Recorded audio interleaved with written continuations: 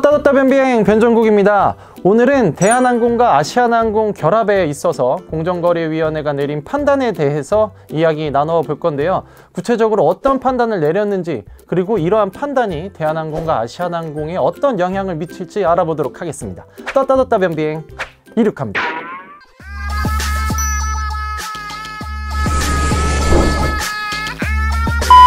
지난해 말 12월 29일에 공정거래위원회가 대한항공과 아시아나항공 결합에 대해서 1차 판단을 내린 결과를 발표를 했습니다. 결론부터 말씀을 드리고 시작을 하면 변비행에서 예측한 대로 거의 다 됐다.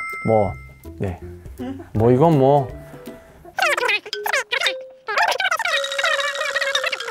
역시 믿고 보는 변비행이다. 구독과 좋아요. 먼저 공정거래위원회가 두 항공사의 통합에 대해서 어떤 결론을 내렸는지 말씀을 간략하게 드리도록 하겠습니다.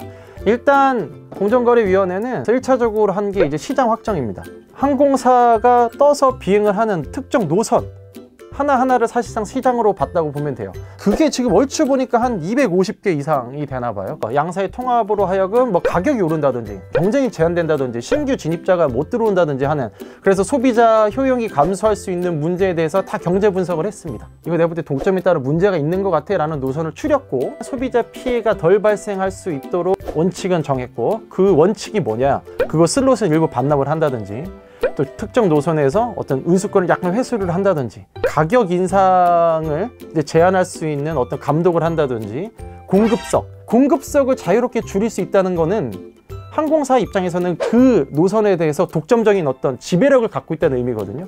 이거를 못하게 원칙은 정했고, 제가 알기로는 공정위가 내린 이 판단 보고서가 한 1000페이지가 넘습니다.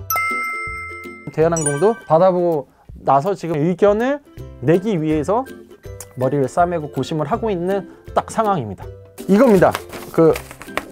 여기 대한항공과 아시아나 결합건 안건 상정 관련 설명 자료, 기자들을 상대로 이제 백브리핑을 했습니다. 그 백브리핑에서 나왔던 이야기들을 가지고 조금 더 부연 설명을 먼저 드리도록 하겠습니다. 일단 대한항공과 아시아나항공 입장에서는 완전 이게 청천벽력과 같은 충격을 받았을 거예요. 가격 함부로 올리는지 공급석 함부로 줄이는지 지켜볼 거야 라는 것도 일종의 어떻게 보면 경영권 개입이거든. 그거를 당연히 한다고 했고, 항공사 입장에서는 슬롯을 뺏긴다, 어떤 인천공항에서 특정 시간에 어디 가는 비행기 어떤 그 권리를 뺏긴다, 자기 자산을 빼앗기는 거랑 똑같다고 말씀을 드렸거든요. 그리고 또 하나는 처음에 이 양사가 통합한다라고 발표를 했었을 때 독점적 지위가 발생을 하니까 대한민국에서 장거리는 얘네밖에 안 뛰는데, 둘밖에 안 뛰는데 이게 하나로 합쳐지니까 가격이 오를 거다라는 우려를 너무 많이 했어. 그때마다 국토부나 대한항공이 항상 하는 말이, 그럴 가능성 없대, 가격 안 오른대. 이건 진짜 대국민 우리 가격 메커니즘을 알잖아요. 맞아, 공인된 운임이 정해져 있는 건 맞아요.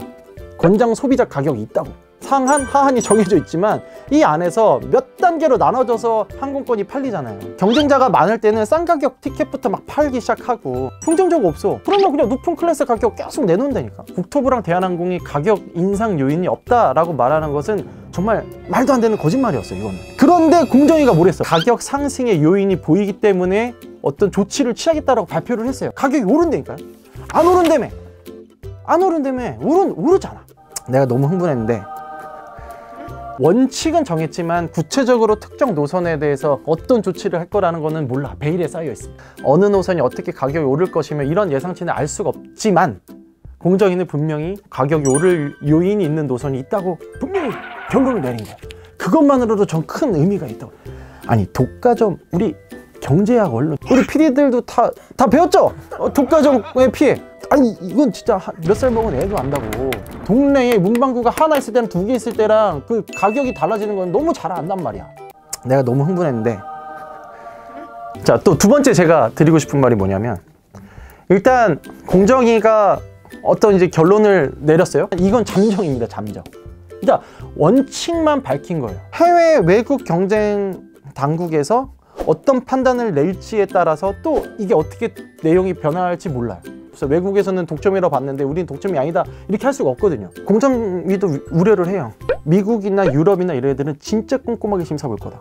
더 강력한 조치를 가져오라고 할 수도 있다는 거예요. 그 다음에 또 세 번째 하고 싶은 말이 있어요. 아니, 이렇게 조건부를 걸어가지고 통합을 정말 해야 되나 싶어. 일단 뭐 소비자 피해가 우려되는 부분이 있어서 안 좋고, 과거에는 있을 수 없었던 우리 정부의 세금으로 인한 어떤 독점적인 지위를 만들어주는 이 결합에 대해서 난 좀 안 좋게 생각을 하고, 세 번째로는 아무리 생각해도 난 대한항공이 이 딜을 하는 게 대한항공에게 전혀 좋지 않다고 생각해요. 왜 가만히 있는 거 뺏겨? 가격 인상이 될지 안 될지 감시 감독 받아, 공급석 내 맘대로 제한할 수도 없어. 아니 그럼 왜 해 이걸? 이 슬롯을 반납을 하는 것도 경우에 따라서 좋을 수가 있습니다. 미국은 이거를 거래를 할 수가 있어. 뭐 B라는 항공사가 이걸 원하면 이걸 거래를 해. 야 나 이거 900억이야 그럼 걔네들이 이걸 사, 매각 대금을 받을 수가 있는 거거든요. 근데 우리나라는 그런 제도가 없단 말이에요. 이게 뭔가 다 뺏기는 것 같아. 내 느낌이 그래. 다 가져가야만 속이 후련했냐? 우리 변비행에서 누누이 말했던 강조점, 여기 하나만 영상 띄워주시죠. 1이라고 하고 아시아나항공 1이라고 했어. 1-1은 얼마입니까? 2가 돼야 정상이에요. 근데 1-1이 뭐 찻대고 포대고 뭐 하다 보면 1-1이 1.5가 될 수도 있다. 1-1이 2가 안 될 수가 있다. 더 큰 문제는 뭐냐면 매출이 어떻게 보면 줄어들 수도 있는 문제잖아요. 그래서 업계에서 계속 나오는 우려가 구조조정을 할 수 있다. 그런데 못해요. 왜 못하냐? 이건 계약으로 맺어져 있어. 제가 처음으로 공개할게요. 자, 본보가 입수한 대한항공과 아시아나항공의 투자 합의서예요. 통합에 따른 PMI 계획이라고 나옵니다. 한국말로 말하면 PMI 포스트 머저 인테그레이션. 와, 이거 공개되나? 임직원들의 고용 유지 가로 열고 인위적 구조 조정의 금지 등, 이거를 위반하면 얼마의 위약금을 내냐? 5천억. 면책 부분이 나옵니다. 제 15조 면책 부분에 나오는데 그냥 1항만 읽어드릴게요. 산업은행은 고의 또는 중과실이 없는 한 본 합의와 관련해 한진칼 계열주 일가 및 한진칼의 계열회사가 입은 어떠한 손해 및 손실에 대해서도 책임을 부담하지 아니한다라고. 대한항공 입장에서는 제가 볼 때는 이건 뭐 처음부터 끝까지 다 마이너스예요. 이건 왜 하려고 그러는 거야 도대체? 아직 갈 길은 굉장히 많이 남아 있습니다. 유럽, 미국, 일본, 중국 이 4대국 얘네들이 어떻게 세게 조건을 될지 몰라요. 뭐 더 센 조건을 대면 대한항공 막 뒤로 넘어갈 거야 아마. 대한항공이 어떤 의견을 낼 거고, 이제 전원 회의체 회의를 열어서 계속 회의를 합니다. 이 회의 기간이 뭐 몇 개월이 걸릴지, 몇 달이 걸릴지, 몇 년이 걸릴지 몰라요. 지금 이제 대한항공 내부적으로는 이제 아시아나항공 사람들을 맞이할 준비는 다 하고 있습니다.